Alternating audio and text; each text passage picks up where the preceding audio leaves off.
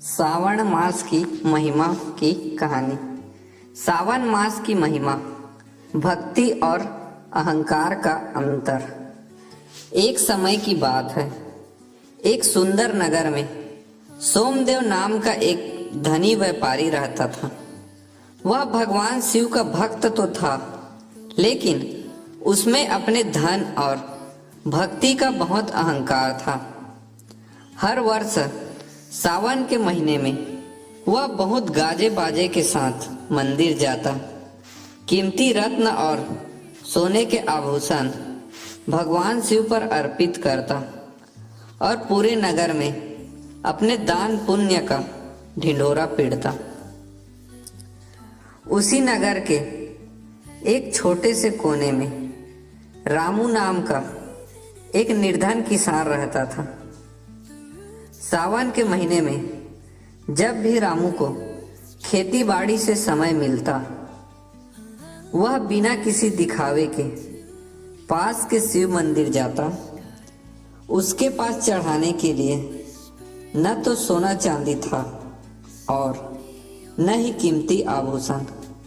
वह बस जंगल से लाए हुए कुछ ताजे जल, बेलपत्र और सच्चे दिल से ओम नमः शिवाय का जाप करते हुए शिव जी का जलाभिषेक कर देता। एक बार सावन के सोमवार को नगर में मूसलाधार बारिश होने लगी। सोमदेव ने सोचा, इतनी बारिश में मंदिर जाने से मेरे कीमती वस्त्र खराब हो जाएंगे, और उसने अपने घर में ही बैठकर दिखावटी पूजा कर ली। दूसरी ओर रामू बारिश और आंधी की परवाह किए बिना कीचड़ से भरे रास्ते पर पैदल चलकर शिव मंदिर पहुंचा। उसके पास केवल जल से भरा एक मिट्टी का लोटा और 2 बेलपत्र थे। उसने पूरी निष्ठा से भोलेनाथ को जल अर्पित किया और प्रार्थना की, हे प्रभु, मेरे पास आपको देने के लिए कुछ नहीं है, बस मेरा यह निश्चल भाव स्वीकार करें। उसी रात व्यापारी सोमदेव को स्वप्न में भगवान शिव के दर्शन हुए। सोमदेव ने गर्व से पूछा, प्रभु, सावन के इस पावन महीने में मैंने आपको सोने के आभूषण और भांति भांति के भोग अर्पित किए, फिर भी आप मुझसे प्रसन्न क्यों नहीं दिखे? भगवान शिव मुस्कुराए और बोले, हे सोमदेव, सावन का महीना धन दौलत और आडंबर का नहीं, बल्कि समर्पण, सादगी और आत्मशुद्धि का प्रतीक है।